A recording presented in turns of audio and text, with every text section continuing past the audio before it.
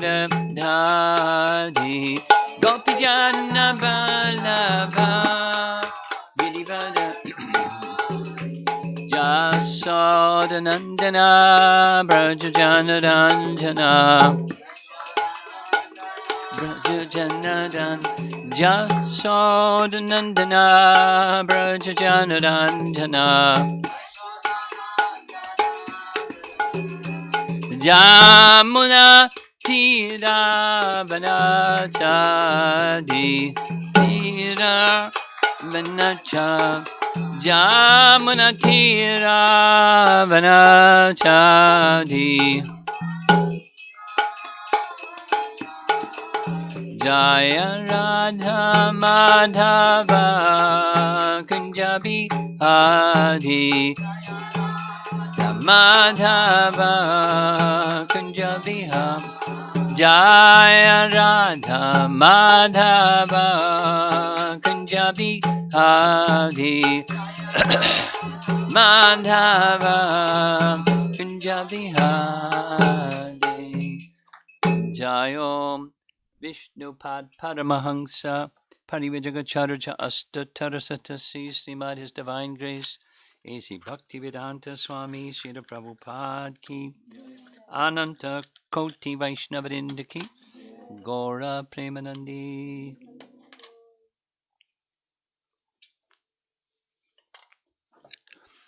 Om Namo Bhagavate Vasudevaya.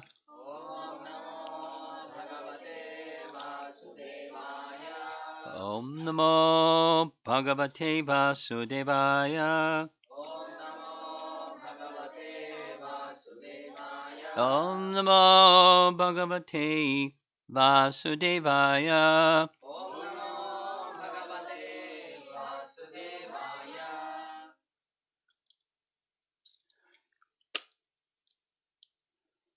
I'm going to ask you three, at least two of you. Your little sister maybe won't. She's too shy.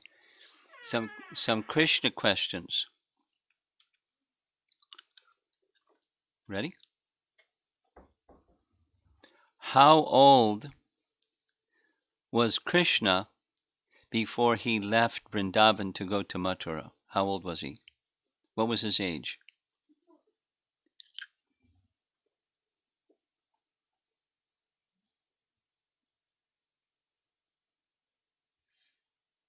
Would you like to know?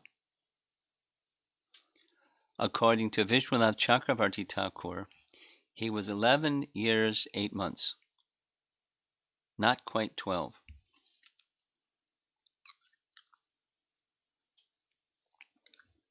Next question. There were two events that led to Krishna leaving Vrindavan and going to Mathura. What's one of those two events that happened preceding Krishna leaving Vrindavan and going to Mathura? Two important events.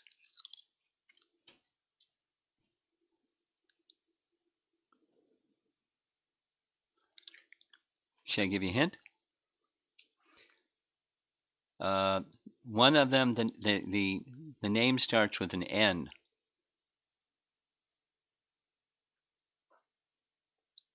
He's a great sage. His last name is Muni. First name starts with an N. Narada Muni. Narada Muni. So what happened, we'll come to the second part. Narada Muni visited Kamsa for the second time. Kamsa was in Mathura, ruling and being mean. He visited Kamsa. Why did he visit Kamsa? Because Narada knew that he knew the sequence of Krishna's pastimes. And when his Vrindavan pastimes are over, he goes to Mathura and kills Kamsa. He knows his pastimes. So he went to Kamsa and informed Kamsa, you want to know a secret? I'll tell you. The eighth child of Devaki, Vasudeva tricked you. He took the eighth child of Devaki, and placed the eighth child of Devaki in the care of Nanda and Yashoda, and his name is Krishna. And you know, the eighth child of Devaki is supposed to kill you. So, Kamsa, you better protect your backside. Do the needful. You're smart. You know how to take care of yourself. Oh, I'm going to kill Vasudeva. No. Don't kill Vasudeva. It's not Vasudeva. It's the eighth child of Devaki. That's who you got to watch out for. And if you killed Vasudeva, Krishna's going to run and hide. So don't kill Vasudeva. Get Krishna. And I have a suggestion. The suggestion is bring him here in the name of having a big festival in Mathura. Invite all the residents of Vrindavan. And when he comes, kill him. You're powerful. You know how to do it. Great idea. I'm going to invite Krishna to have a big festival and we'll kill him. Okay. So then Narada went to visit Krishna just after visiting Kamsa. Same day he went to visit Krishna. You know what happened, right? Because you read Krishna book. Narada said, "Oh, Krishna." Keeping it simple, he said many things. "I long to see the day when you will go to Mathura and release your mother and father, Vasudeva and Devaki, from the prison of Kamsa and kill Kamsa. And you have so many devotees all over the countryside, and they're feeling a lot of fear because of Kamsa and the wicked kings. And you're going to kill this one, and you're going to kill that one, and the other one, and you can have a great time. And you're going to protect the devotees. Remember, you made a promise. You made a promise to the demigods that you would relieve the burden of the earth, of the overburden of demoniac kings. I long to see that day." And Krishna said, "I'm leaving tomorrow." I mean, not exactly how the story goes, but keep it simple. And then there's a second event that happened that's really important. And what's that other second event? It's someone came to visit Krishna. And his name starts with an A. Krishna's uncle.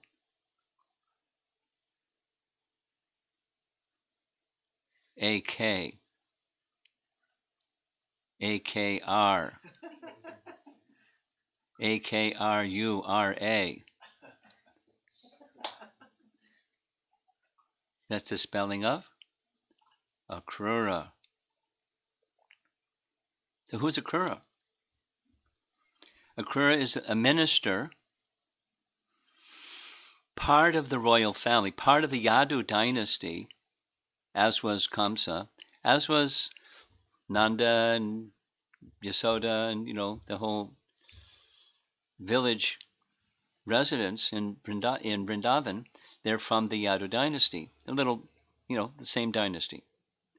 So Akrura was very elder, very old, but he stayed when Kamsa took over because he's a devotee and he knew that Krishna would appear and he really wanted to see Krishna. So if you really want to see Krishna, you sometimes have to do things you don't like serve Kamsa, because he really wanted to see Krishna. So Kamsa called Akrura and said, "Guess what? I've got a plan to kill Krishna, and I need your help. You're really good. You're very skilled. You're a Yadu dynasty member. if you go to Vrindavan, figure out a way to get Krishna to come to Mathura so I can kill him. He was like really explicit, very clear. And the next day, that's what we're discussing now, is the close of Krishna's Vrindavan pastimes and the beginning of his Mathura pastimes. It's that little juncture. And Akrura, in the early morning, gets on this really special chariot that was arranged by Kamsa for his journey from Mathura to Vrindavan. And all the while, 22 verses, he's just meditating on meeting Krishna. Supposing you were told, sometime this evening, you're going to see Krishna. And it's for real. It's not just a story. You're going to see Krishna tonight. That sounds really nice. But if you were a pure devotee, you would be experiencing symptoms of ecstasy. And that's what happened with Akrura. It's the lesson is, for us, is how to anticipate meeting Krishna.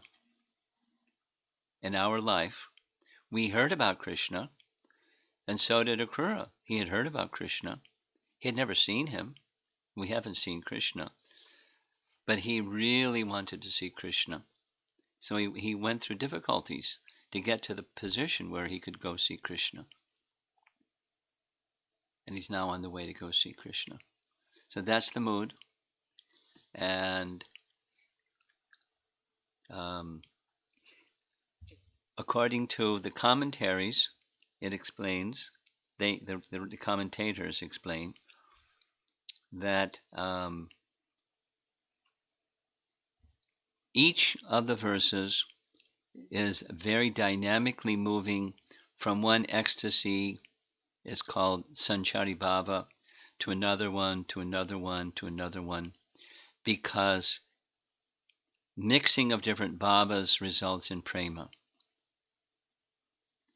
He has a particular relationship with Krishna. His relationship with Krishna is dasya rasa. He's a servant. Dasya. Like grandfather Bhishma was to Krishna, was dasya rasa. Servant. But his mood of servant is like waves on an ocean. Some are rising way high, some are little waves, some are mixing with the big waves and little waves, and he's just going for a swim in an ocean of rasa. So that's where we are. And I'm going to read now 2 sections about the verses 10:38-8, where Brihat Bhagavatamrita, book written by Sanatana Goswami, he's discussing what's happening right now. So here we go. Among those expansions of Lakshmi, Lakshmi is the goddess of fortune in Vaikuntha, Lakshmi Narayan. She has expansions. Among those expansions of Lakshmi is the controlling deity of all material opulence, who has great perfections at her command, but that bestower of prosperity is utterly neglected by liberated souls, by candidates for liberation, and by devotees of the Lord. So here's the commentary. That's the verse, commentary by Sanatana Goswami. The goddess Lakshmi is glorified in many scriptures, including Srimad Bhagavatam 10:38-8. Gives the Sanskrit for the verse. The lotus feet of Krishna, this is the translation, the lotus feet of Krishna, the lotus feet of the Lord, are worshipped by Brahma, Shiva, and all the other demigods, by the goddess of fortune, and also by the great sages and Vaishnavas, unquote.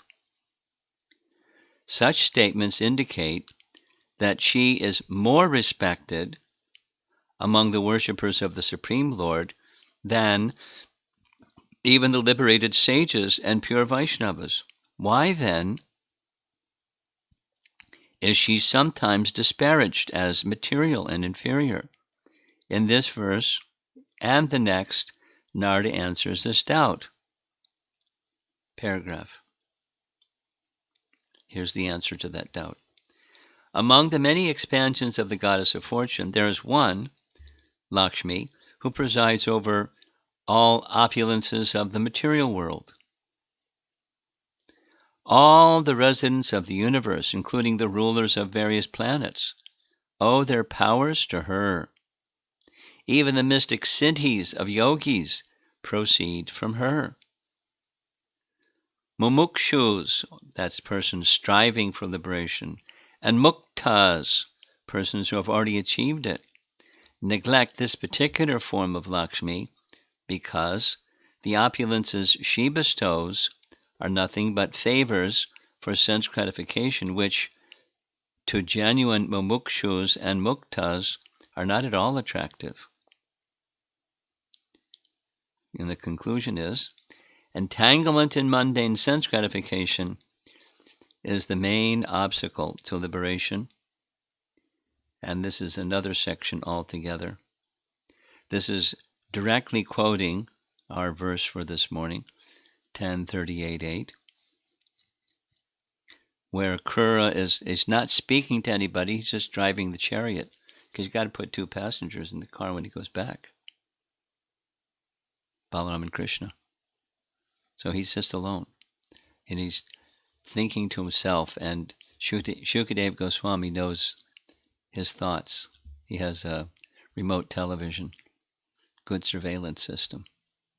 Or something like in Bhagavad Gita, where Sanjaya, he's not on the battlefield, but he knows what's going on the battlefield as it's happening. That's kind of a mystic power that was given to him by Vyasa. Prabhupada speaks of it like television. It's not television, but like television, where there's something happening in a remote place, one can see that something happening live as it's happening. No time lag.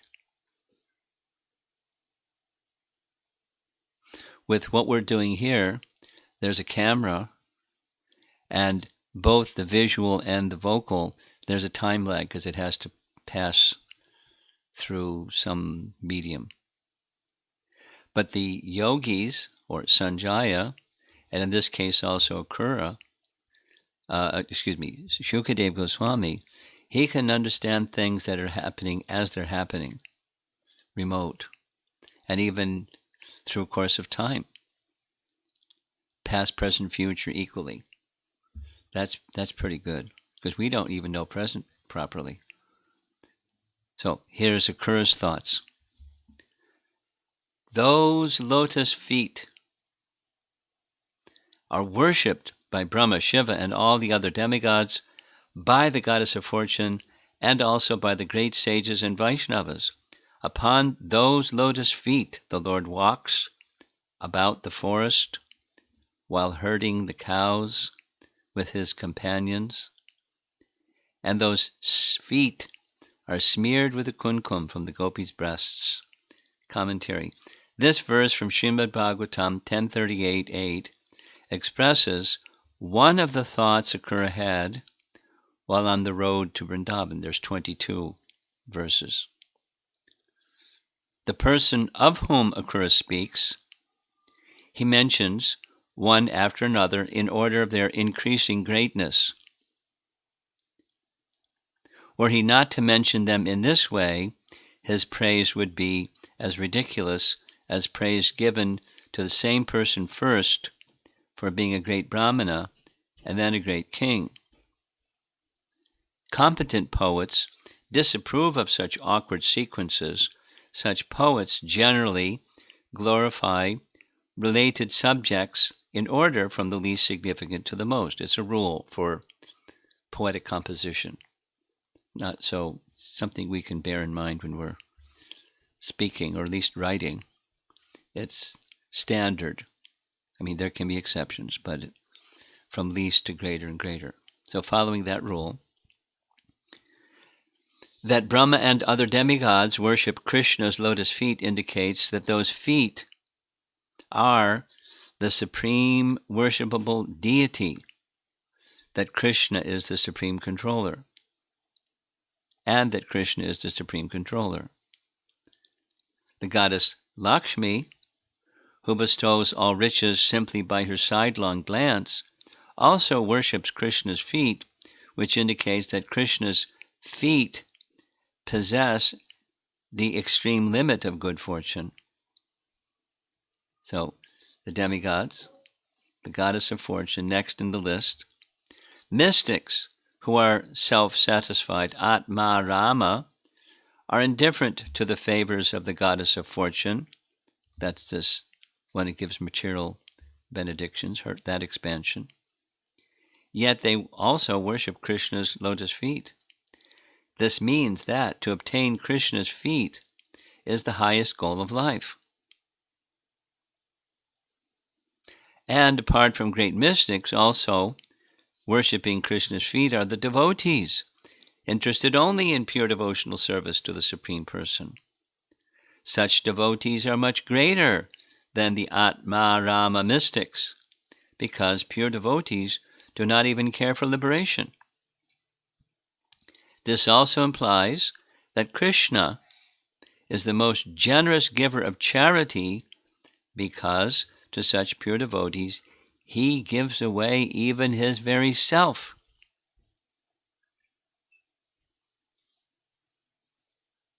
Paragraph. Sages busy in the cultivation of karma and jnana have no time to worship the personality of Godhead's lotus feet. They lack the special knowledge that would inspire them to begin such worship. And they also lack the spiritual strength needed for devotional service. But karmi and jnani sages who associate with pure Vaishnavas can receive the Vaishnava's mercy and thus acquire requisite knowledge and strength. In other words, devotees of the Supreme Lord are superior to non-devotee sages. So, Prabhus, congratulations. By referring to the goddess of fortune, Shri, as Devi, or demigoddess, rather than Bhagavati, beloved of Bhagavan, Akrura indicates that he is talking not about Lord Narayan's wife, Mahalakshmi, but about the partial expansion of Mahalakshmi, who rules the opulences of the material world. You got that? He's referring to her as Devi instead of Bhagavati, the consort of Bhagavan. So that thus her expansion. Vaishnavas worship the original Mahalakshmi as the dearmost consort of the Supreme Lord, which means that the Vaishnavas accept her as greater than themselves. Paragraph. Akrura contemplates Krishna going to the forest with his companions, the young cowherd boys, and in this way thinks of Krishna's absolute affection and compassion for his devotees. The forest is Vrindavan, the place of Krishna's greatest pleasure pastimes, and the purpose of his entering that forest is to tend his cows, a pastime of supreme happiness. Paragraph. It is not precisely right to think that the words Architam and Anucharai together mean worshipped by his companions, because Archana has to do with worship, And anucharai has to do with his friends. It's worship by his friends or companions. That wouldn't work. There may be some grammatical justification for such an understanding, but because the cowherd boys are Krishna's intimate friends, their, quote, worship of his lotus feet differs from the worship usually indicated by the word architam, meaning the boys don't worship Krishna's feet. They play with him. So their worship is in this exalted position of playing with him because it pleases Krishna. As worship is for the pleasure of the deity being worshipped, the cowherd boys are not just worshipping, they're worshipping by playing. That's in another chapter, another very nice section. Okay, so now comes a delicate part. Akura says that Krishna's lotus feet are smeared with kumkum from the breasts of the gopis.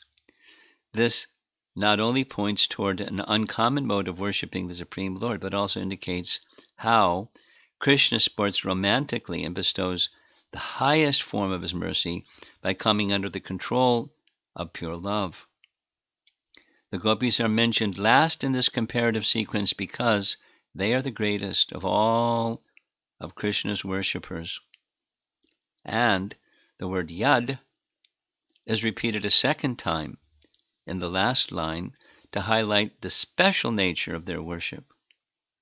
The sweetness invoked by the image of Krishna's feet smeared with the gopis' kumkum suggests that his loving exchanges with the gopis are the most important purpose for which he descends as an avatar, namely, his favoring the gopis by submitting to their love is the most glorious thing he ever does. Paragraph. In this way, Akura compares various worshippers of Krishna's lotus feet in the exactly the fitting order. So here's the sequence again. Brahma is greater than the demigods. Lord Shiva is greater than Brahma. The goddess Shri is greater than Shiva. The self-contented sages, greater even than Shri. The pure Vaishnavas, greater than the sages. And the cowherd boyfriends. And finally the gopis are greater than all others. Thus, Akura became ecstatic as he approached Vrindavan, thinking, going to later in this chapter, 38, text 15, then I will at once alight from my chariot and bow down to the lotus feet of Krishna and Balaram, the Supreme Personality of Godhead. Theirs are the same feet that the great mystic yogis striving for self-realization bear within their minds. I will also offer my obeisances to the Lord's cowherd boyfriends and to all the other residents of Vrindavan. Nice. Then moving along. This is Jiva Goswami's commentary from Krishna Sandarbha. Krishna Sandarbha. Just a little background. Krishna Sandarbha. One of Jiva Goswami's several commentaries on the Bhagavatam is topic by topic commentary. And they go in the category of Sambandha, for your side, Sambandha, Abhideya, Prayojana. Sambandha means relationship, right? Relationship. Sambandha. Do you know Hindi? No? It's even a Hindi word. I don't know Hindi at all, but I've been told. So, relationship. So, there's the source of everything, and there's a relationship between everything and the source of everything. That's Sambandha. And Krishna Sandarbha is the final of the Sambandha section. There's 4 of those, spanning the relationship of all things with Krishna. Number 5 is acting in that relationship, Bhakti Sandarbha.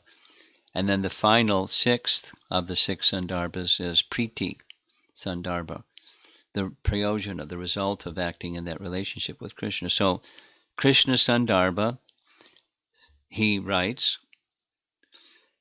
Akrura is meditating, I shall soon see Lord Krishna's lotus feet, which are worshipped by great demigods like Brahma, Narada, and Lord Shiva, which traverse the ground of Vrindavan while herding the cows with the gopas, and which touch the breasts of the gopis covered with tinges of kumkum. In these verses, the word purve, which means formerly great sages and saintly persons became liberated from the material world simply by seeing the shining nails of the lotus feet of Krishna. That's from the previous verse, actually. That's from text 7. And then go charanaya is, I shall soon see Lord Krishna's lotus feet, which are worshipped by great demigods like Brahma, Narada, and Lord Shiva, and which traverse the ground of Vrindavan while herding the cows with the gopas, clearly indicate the eternality of the form of Lord Krishna. So it's an important objective for our acharyas, Jiva Goswami, of the form of Lord Krishna. So to make it very clear that the form of Krishna is not a material form. It's a fully spiritual form, and spiritual forms are eternal. So Krishna's eternal spiritual form is being indicated by these verses. And next, the same verse, this is the last reference from 10:38:8, is found in Chaitanya Bhagavat. What's Chaitanya Bhagavat? You've heard of Chaitanya Charitamrita, right? Yes? Chaitanya Charitamrita. Chaitanya Bhagavat was written before. It's also a biography about Lord Chaitanya. And in that biography of Lord Chaitanya, the author, his name is Vrindavan Das, nice name, Vrindavan Das Thakur. He's glorifying Lord Chaitanya and saying that Lord Chaitanya is Krishna himself. So here's what he says. Lord Chaitanya is that same Lord Krishna, and he appeared to enjoy the pastimes of Sankirtan. Then he makes reference to the last chapter of Canto 10, Brigu, going to kick Krishna in the chest. You know that story? Brigu goes to Brahma, then Shiva, then Krishna, and he kicks Krishna in the chest. And the deity that Prabhupada brought from India, Radha Krishna deity, on the left part of Krishna's chest, there's a footprint of Brigu on the deity. Because Brigu kicked him, left a big mark. So that's from the section. After hearing Brigu Muni's statement with great attention, the sages became free from doubt and concluded that Narayana is the greatest. The sages then offered their respects to Brigu Muni and said, "You have cleared our doubts and made our minds peaceful." Those are quotes from 10th Canto, chapter 89. Then next, all the sages then accepted the devotional service of Krishna with determination, and they faithfully worshipped Brahma and Shiva with the understanding that they are devotees. That's important, right? We offer all respects to Brahma and Shiva as devotees of Narayan. And devotional service goes to Narayan. So this is now Bhakti Siddhanta's commentary, because he wrote a commentary on Chaitanya Bhagavat. In Srimad Bhagavatam 10:89-19, it is stated, quote, that's this Brigu story. The learned Brahmanas living along the river Saraswati came to this conclusion in order to dispel the doubts of all people. Thereafter, they rendered devotional service to the Supreme Lord's lotus feet and attained his abode. So he's pointing to them as an example of what's in our 1038.8. What's that? Great sages worshipped the lotus feet. Those lotus feet, this is the translation, and then we're going to go on to text 9. Those lotus feet are worshipped by Brahma, Shiva, and all other demigods, by the goddess of fortune, and also by the great sages and Vaishnavas, like these sages that were meeting along the river Saraswati and began worshipping the lotus feet of Krishna, convinced by what Brigu had taught them. Okay, now there's a short one more section.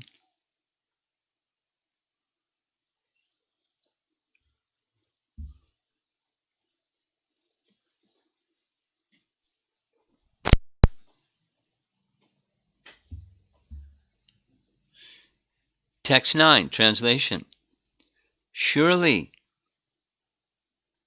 Akrura is thinking, I shall see the face of Lord Mukunda, since the deer are now walking past me on my right. He has a sign.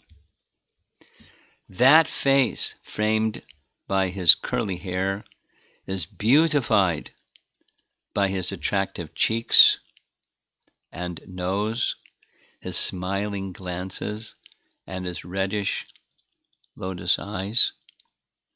The BBT purport is one sentence long. Akrura saw an auspicious omen, namely the passing of deer on his right, and thus felt sure he would see the Supreme Lord Krishna.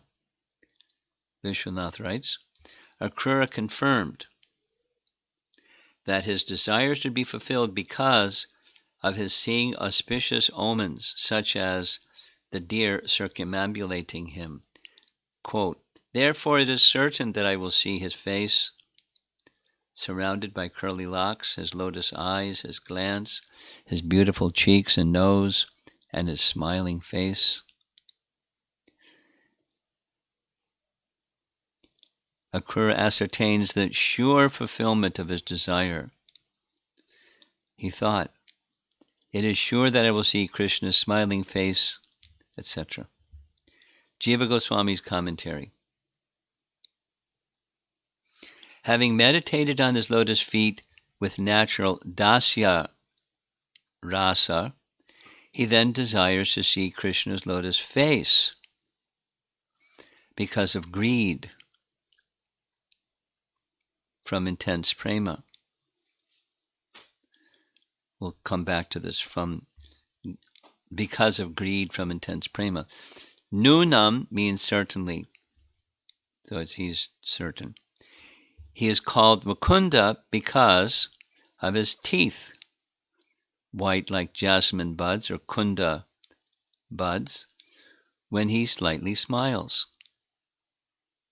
This name shows the special beauty of his face, Mukunda. The reason he is certain that he will see his face is because of the deer walking from left to right in front of him. Vai means it is clear.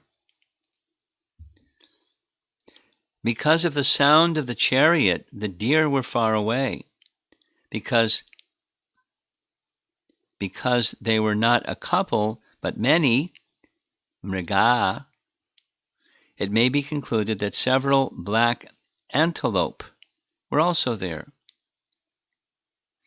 In the scriptures concerning omens, it is said, here's some detail, omen details.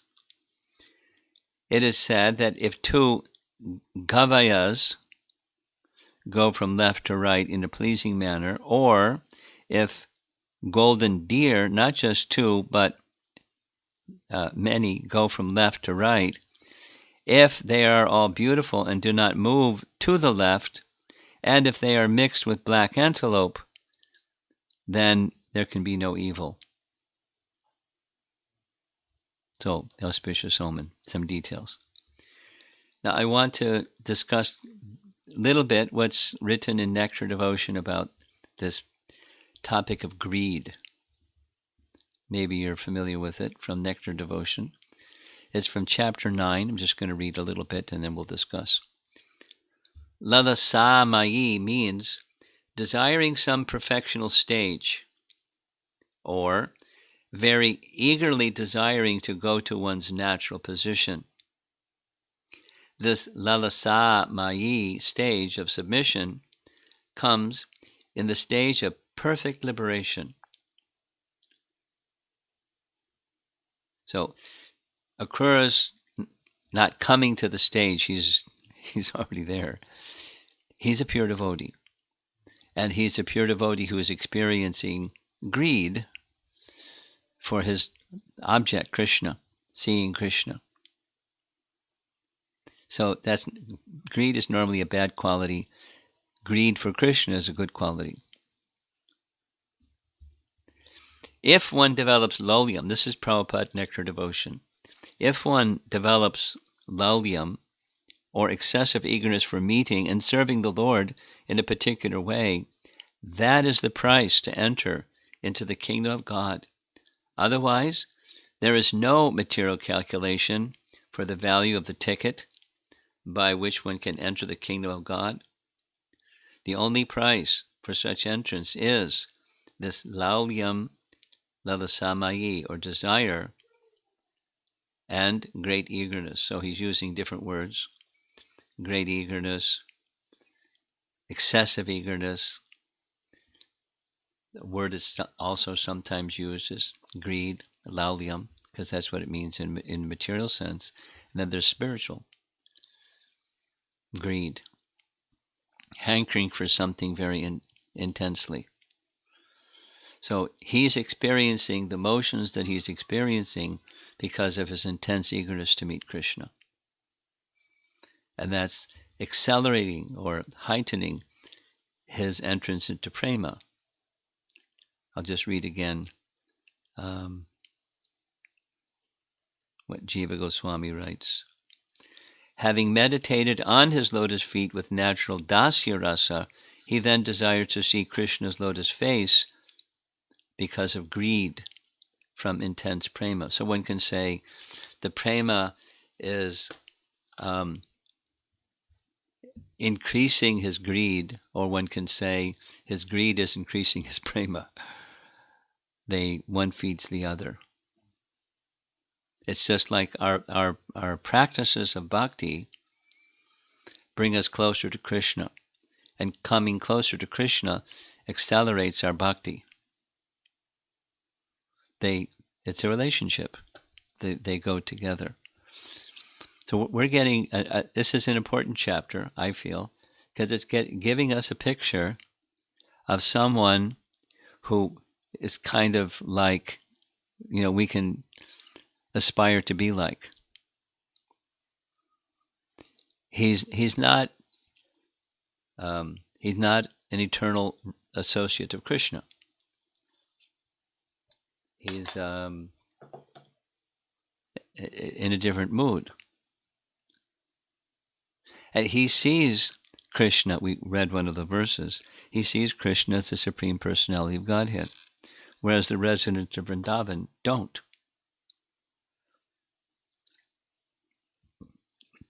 He shows his divinity to them in many, many ways at many different times, and their intense love is so great, they interpret it some other way, and that's nice, but he's our friend, or he's our dear son. And whether it's Nanda and Jasoda or just the other elders, it's described, they do their household duties for their families, but their meditation is always upon Krishna. They see Krishna as their son, although he's not their son. They all have that mood. That's the intensity of their love, and so forth, all the other rasas. The cows. Krishna loves the cows, and the cows love Krishna. Moo. Let's go to the pasturing ground. And there they look forward to being milked by Krishna, and Krishna looks forward to milking them. And there's an intimacy with the cows that's so nice.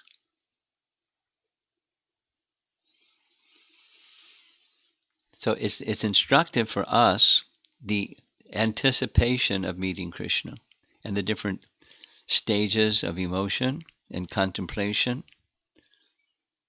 It's not at all static.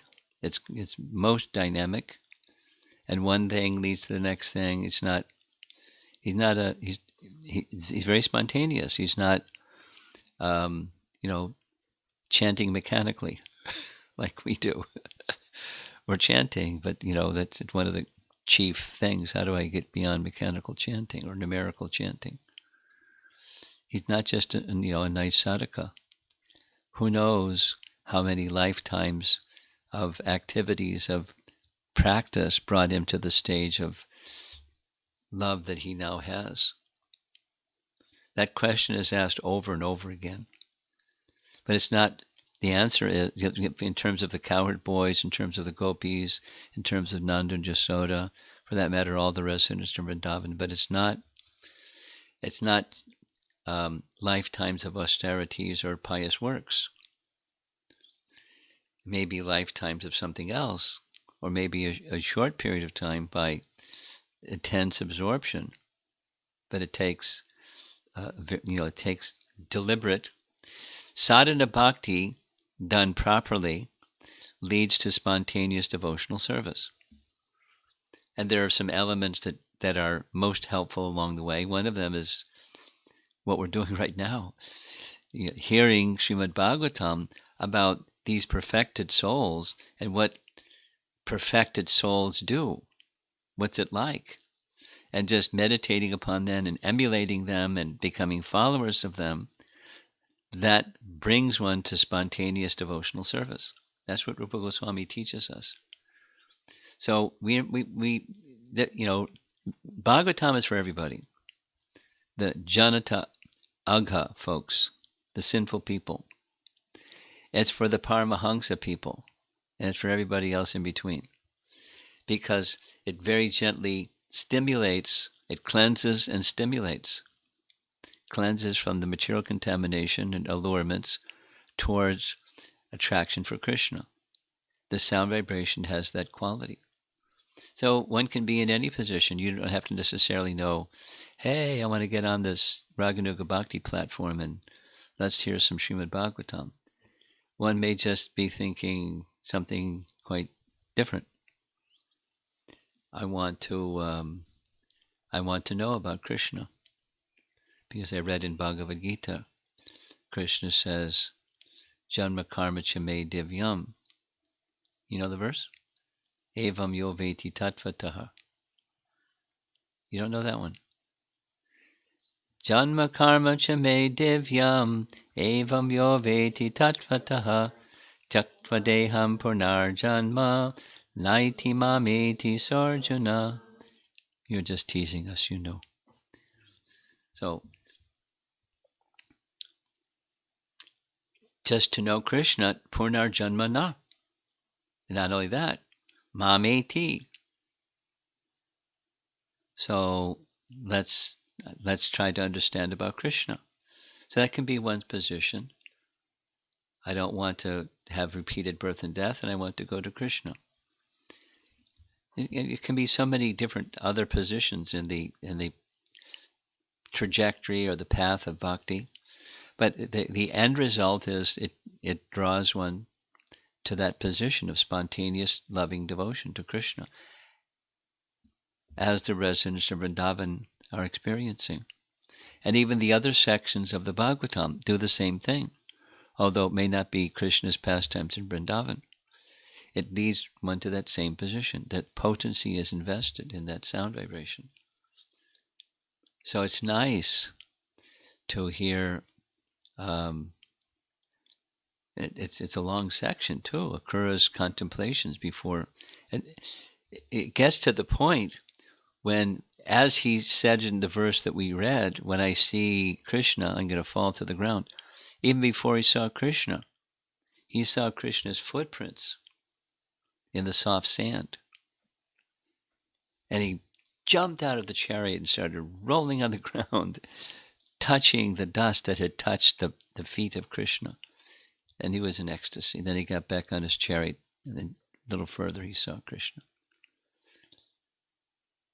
Very, very, very amazing. So who knows what it's going to be like for us and to see Krishna. But to see Krishna is not just, get to Vrindavan or some good fortune like that. That Krishna can reveal himself to someone by his mercy at any time and any place, based upon his will and our receptivity, our eagerness. So this greed is an important one. Lalyam lalasamayi, eager to become situated in our natural position with Krishna. It's really important. It's really important. So occurs way up there and having that qualification, so we can be inspired hearing about him, and then continuing with the rest. So let's see if there's some discussion. 55 minutes.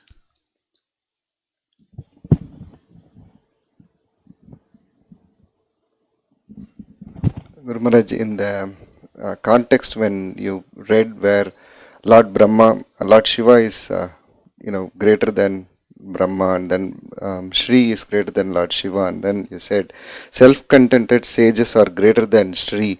How to understand that? That is difficult for me to understand. It's specific to that feature of Shri who bestows material opulences. And the self-contented sages have no hankering for material opulences. That's the distinction.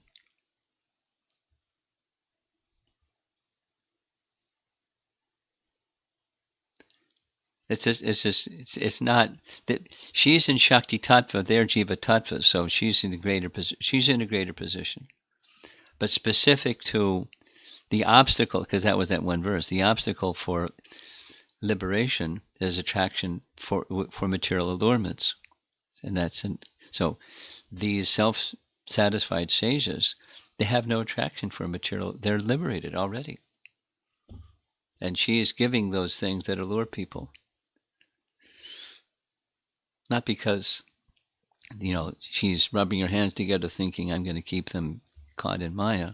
She is fulfilling their desire by a plan of the Lord. Okay. Another question regarding the anticipation of Akrura, how he anticipates meeting Krishna. He is in a very high level, Yes. and his anticipation is, I'm thinking about me. Even if you gave a very nice example that what if Krishna is going to come today evening sometime, and it's real, and I started to think like what will I do? Still because I'm not pure, still my anticipation is not that level. Yeah, that's exactly the point. So we have to, or I have to become pure to get to that level. Well, it's part of becoming pure is anticipating becoming pure. So the anticipating becoming pure will move me forward. For the pleasure of Krishna, yes. Because there can be other reasons. I want recognition and so forth. There can be other. That's because that's not pure, but one may have an idea of what's pure that's not pure. So the qualifier is for the pleasure of Krishna. But yes, just adding a little footnote. Anyone else? Yes. Maharaj, I have a couple of questions. Uh, How many? as Vibhu Chaitanya Prabhu was asking, I also noted the same question, but just an extension to that. Uh, Lord Brahma is a pure devotee. Lord Shiva is pure devotee. Naturally, when we see all above them are pure devotees. So when it comes to the sages or who are Jiva Tattvas per se, I'm just trying to understand how they are beyond Lord Shiva, and are there any gradations in the pure devotees as well? Well, that's a nice question. Yeah, the whole of Brihat Bhagavatamrita, for that matter, part 1 and part 2, is pursuant to that question. And the statement made by by Sanatana Goswami in commentaries, they're all pure. Narada's quest is who is the greatest recipient of the Lord's mercy? That's the question. And they're all pure devotees, Sanatana Goswami says, but there's degrees. And what determines the degree is your question. Why this Atmarama personalities are considered above Lord Shiva, and are there degrees? Yes, there are degrees. Being So, Jivas. huh? Sages are Jiva Tattvas. So beyond Lord But Shiva. it's not a matter of tattva, it's a matter of something else.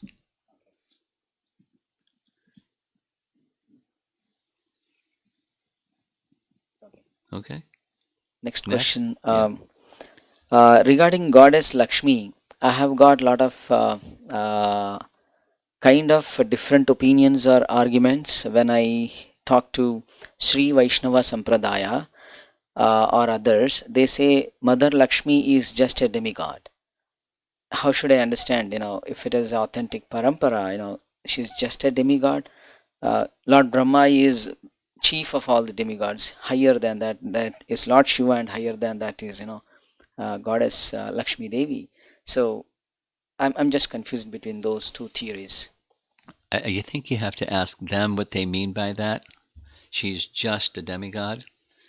Because they worship Lakshmi Narayan, and Narayan is not just a demigod. Yes, Maharaj. I said that what they said is they don't keep Lord Vishnu and Mother Lakshmi on the same platform. She is lower than um Narayan. Well, I imagine, I'm imagining, that there are different flavors amongst followers of the Sri Sampradaya, because after all, it's the Sri Sampradaya.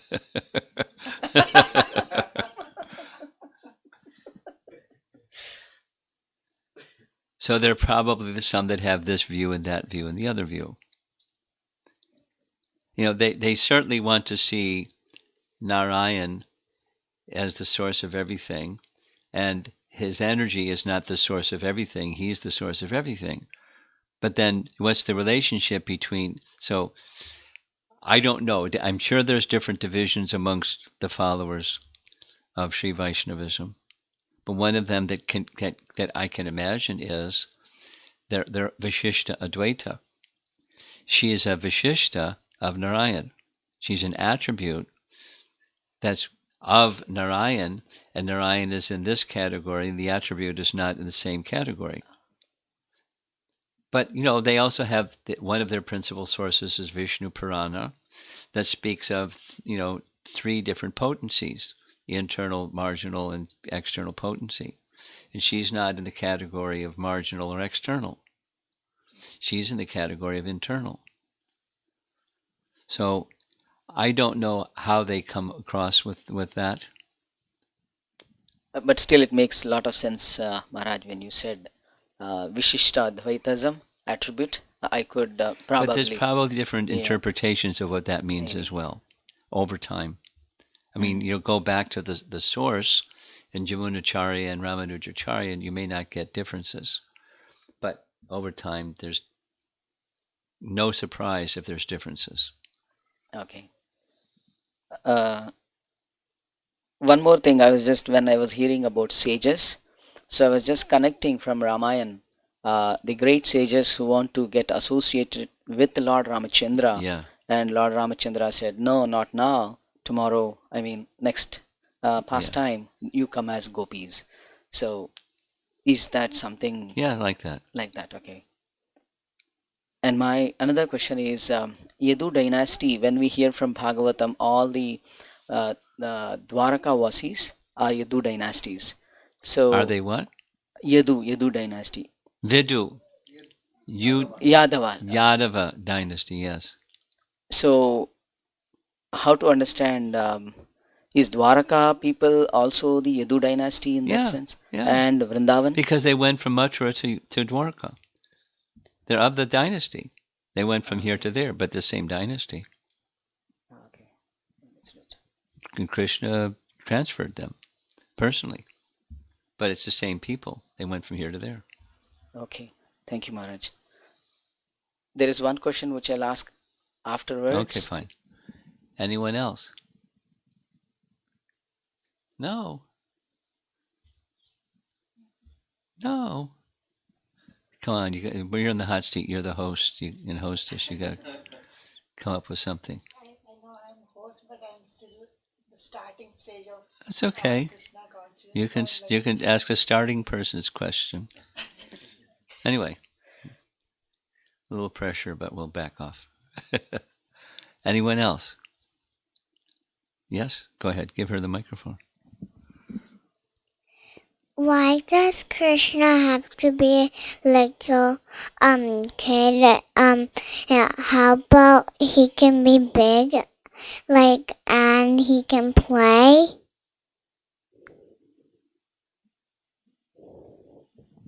Maybe her question is, why Lord Krishna appears very small and remains and do some pastimes?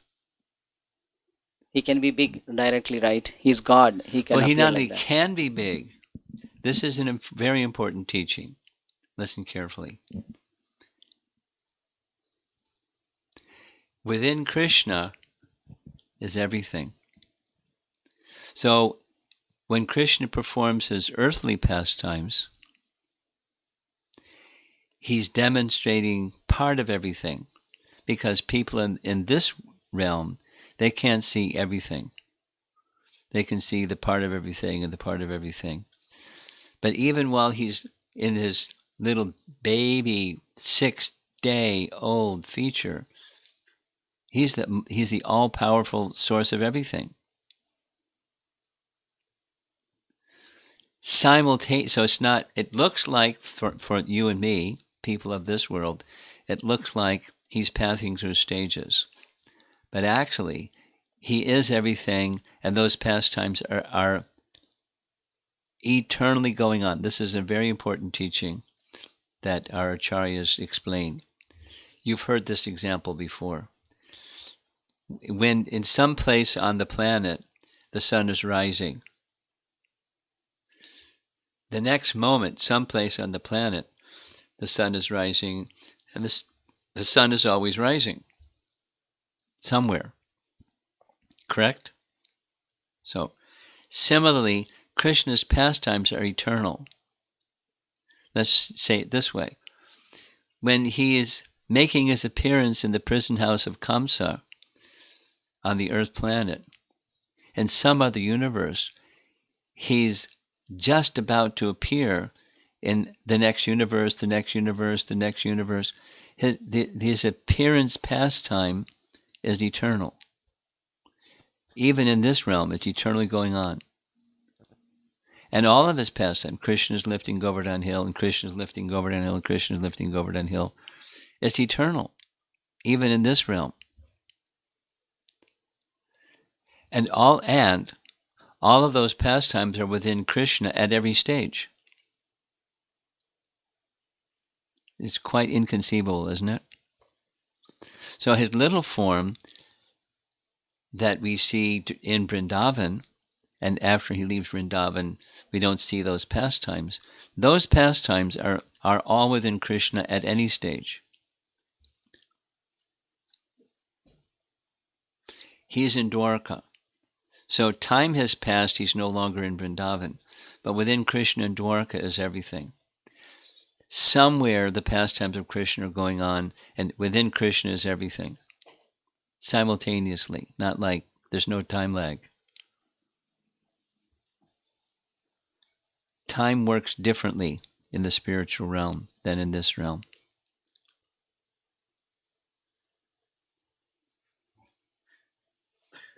Are you fully bewildered, or are you satisfied? You have to think about it. You ask your father later. He'll explain it. Maybe in language that will be easier for you to understand.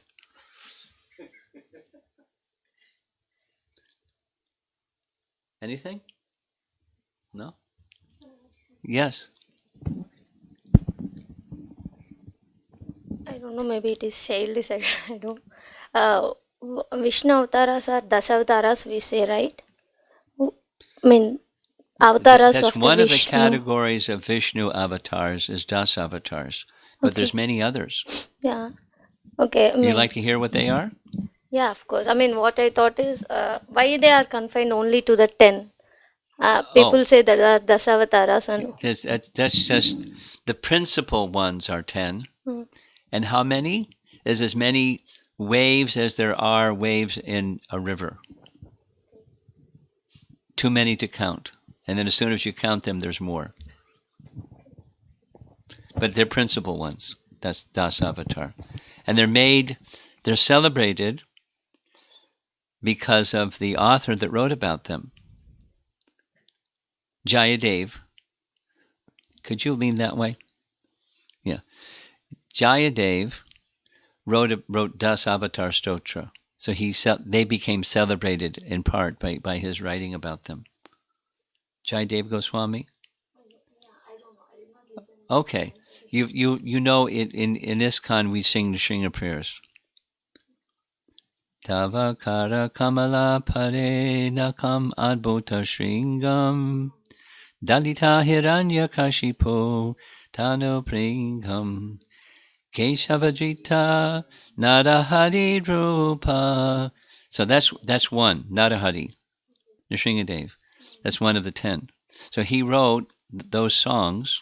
They're called Dasavatar Stotra in this big work, Gita Govinda, and it's just one little part of that big work, and it's celebrating in song these 10 avatars, these 10 Leela avatars, principal ones, but there's unlimited.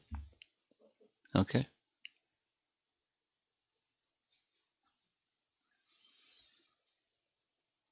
More? You got that look on your face like there's more. Okay, give her the microphone. Why did Krishna make Vishnu like his color blue? Can't Vishnu be like another color? Hey, can he be any other color? Sure. Sure. Sometimes, according to Rupa Goswami, in Dwapara Yuga, the Yuga avatar is green.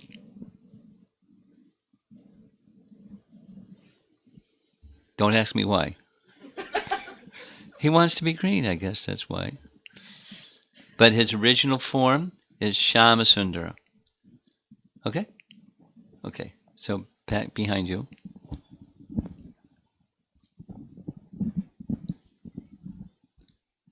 This question is from Sanchari. When you had read that statement that Krishna has absolute love for his devotees, I was reflecting on the term absolute. It's difficult to understand that there can be absolute love when I live in a relative world. And due to this, at times it feels like a transactional relationship where my one step equals Krishna stepping closer as well.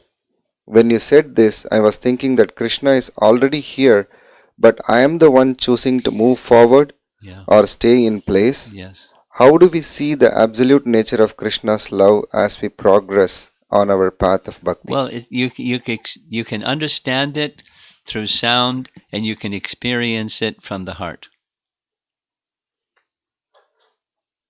Through sound, it's not just one step, it's one step, 100 steps. That's what Scripture tells us. We take one step toward Krishna. We're some distance away because if he takes 100 steps, he's still far away. But we've distanced ourselves from him. That's our problem, not his problem. And so how do we understand that? It's just his nature. You understand it through Scripture. You understand it through direct experience. His kindness is always there, just like a child. The child may get grumpy and cry because they don't get something or something like that. And she wants to play and mommy's saying, shh. So she may think, Mommy, why are you saying, shh? I want to play. But, it's not a lack of love, but the perception may be whatever the perception is. But loving exchange is absolute from Krishna's side. And it's, adjustable from our side.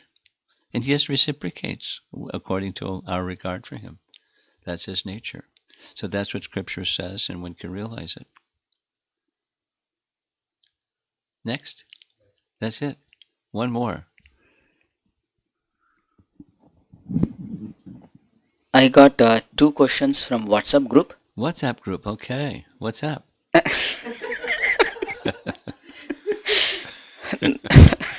First question. Without bhakti, is it possible? Without bhakti, is it possible to get liberated and be with Sri Krishna in Goloka Vrindavan? Why would you want that?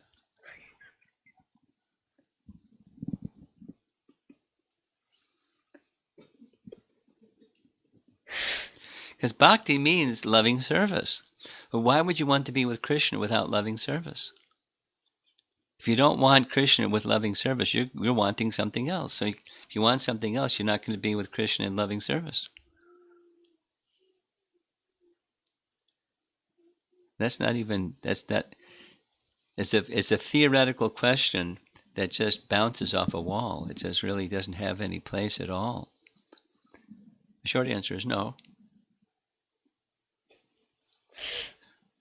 Go ahead. Second question. Is liberation and Krishna Prema 2 different things? Yes.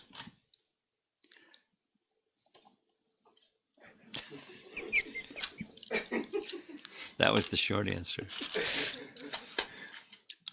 Now, liberation, generally, implied by liberation is negation.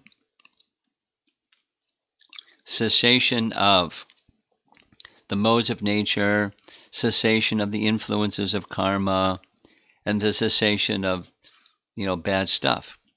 The implication in attraction for things temporary and everything that goes along with that.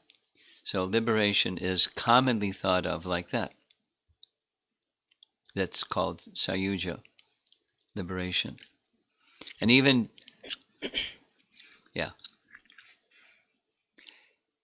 that's imperfect because we're part and parcel of the Supreme, Mam Evangsha Jiva Loke, Jiva Bhuta Sanatana. Eternally we're a tiny angsa of the Supreme. So as the Supreme is joyful, we also are by nature joyful, and that's not joyful. Cessation of negative isn't joyful. Cessation of negative is cessation of negative. It's neutral. But the joyfulness is what we want because it's who we are. And so we can't stay in that so-called position of liberation that's neutral or cessation of the negative without the positive. So bhakti is the positive. And taking shelter of the positive. Within that taking shelter of the positive, subset is in the background. It's like, huh? It's a subset that's already included. But if one has that liberation, that subset, doesn't mean that one has joyfulness, the joyfulness of being situated in one's loving relationship with the source of everything. So they're different. Correct? See? One more question that came up, but on the follow-up to that question, Maharaj, Prabhupada says back to Godhead. Is that what is the difference between that Consciousness. back to Godhead and Krishna Prema? It's not different. Back to Godhead is not a place exactly. It's a consciousness. When you're Krishna conscious, you're back to Godhead. When you're back to Godhead, you're Krishna conscious. You don't have to wait for the end of this lifetime. You're with Krishna in this lifetime. That's back to Godhead. It's not in the life hereafter. You go to a nice place. You're in that nice place if you're Krishna conscious. So the moksha that Krishna speaks in 1866, Sarva Dharman Parityaja, is back to Godhead, which is the consciousness. Yeah. Now, different persons are going to understand different things from Krishna's words. It so happens that people do have different understandings. But the answer to your question is yes. That's what he's speaking of. Okay. This question is from Amara Mataji. I am very fascinated with how Sri Akrura maintained his greed and enthusiasm for darshan of Lord Krishna's lotus feet, even while serving a demon like Kamsa. Yeah. What good association did he get while in service to Kamsa? Or he could just keep his enthusiasm by his own devotion? Well, he prior to being in the service of Kamsa, he's from a very celebrated lineage, the Yadu dynasty, that had perfect devotion for the Supreme Personality of Godhead. So he had that. Now, we don't, Uddhava was also there because Uddhava's there when Krishna goes to Mathura. So he had Uddhava's association, and who knows who else. But even one can be in a difficult situation and still be Krishna conscious just by the strength of the training and the disposition of heart and the orientation of heart to stay connected with Krishna. It's possible. It happens. What was Prabhupada's association when he came to America? Zip. But he was with his spiritual master always, in his instruction, in his service, and Chaitanya Charitamrita and Srimad Bhagavatam. Okay. Srila Prabhupada ki Jai.